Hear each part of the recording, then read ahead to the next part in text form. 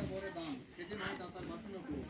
স্বর্ণযুক্ত গীতা গ্রন্থ বিপ্রজনে দিলে দাতার পক্ষ আর জন্ম নেই মিলে অর্থাৎ কীর্তসাধ্যে গীতা পাঠ করিলে পিতা সন্তুষ্ট কীর্তগণ গীতা পাঠে সন্তোষ করিয়া চলিয়া যান দিনপুত্রের সহিত গীতা দান করিলে তৎক্ষণাৎ দাতার কোনো বাসনা পূর্ণ হয় করিলে দাতার পূর্ণ গীতা রাখনি করলো ধনুপুত্র মানে গরু দান করলে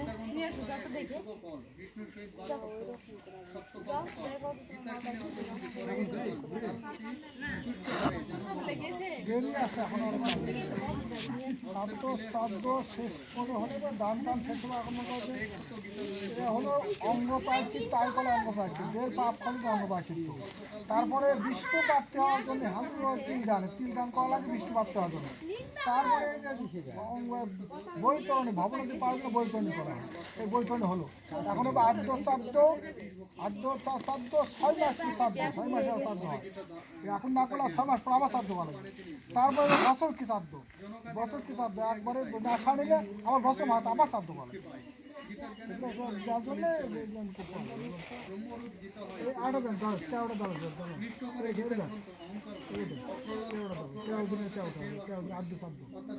ওই সাইডে বসান না ওই সাইডে বসান 13 দিনের 13টা জনকাদি রাজগুণ গীতা পাঠ করে মুক্তি লাভ করেন গীতা জ্ঞান সম্পর্কে উচ্চ নিশ্চয় কলিও প্রভেদ নাই ইহার সমগ্র জ্ঞানের পক্ষে সমান অর্থাৎ ব্রহ্ম জ্ঞানের সমান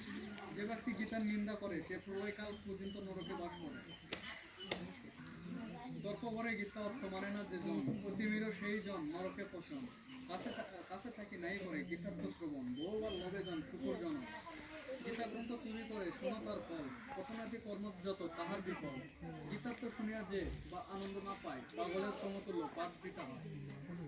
যে অজ্ঞান ব্যক্তি অহংকার বসে গীতার অর্থ মানে না সে কুন্তি ভাবে নরকে বাস করে যে নিকটে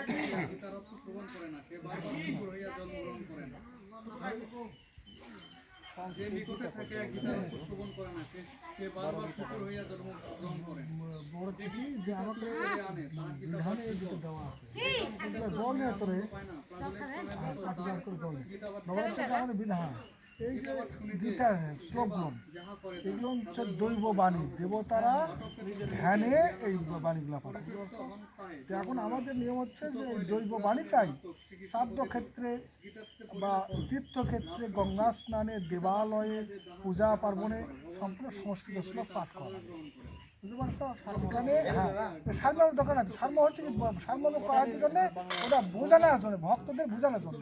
এখানে ভক্তদের বোঝানোর কোনো দরকার না অর্থাৎ এই শ্লোক পাঠ করলে আত্মা শুদ্ধি হয় বুঝতে পারছো এটা আত্মা শুদ্ধির জন্য গোবিন্দ প্রাপ্তি হওয়ার জন্য গীতা পাঠ করা যায় গীতা পাঠ করলে সেখানে কোনো অস্পৃশ্য থাকে না তার আত্মার উদ্ধার হয় এই জন্য গীতা পাঠ করা সংস্কৃত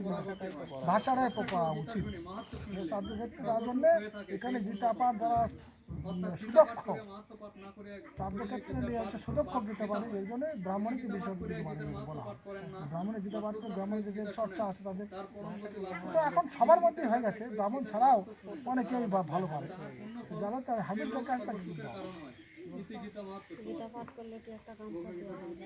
গামছা খালি বস্ত্র দেওয়া লাগে সজ্জা দেওয়া লাগে সজ্জা দেওয়া লাগে কাঠের চুরি দেওয়া লাগে সব পুরি দেওয়া লাগে কাঠের টুল দেওয়া লাগে সব তেল দেওয়া লাগে সব একটা করে দেয় আর ধুতি না দিলে একটা গামছা ওইদিকে আগে ওটা আগে বিধানিতে আছে কথা হচ্ছে যে তুমি না করো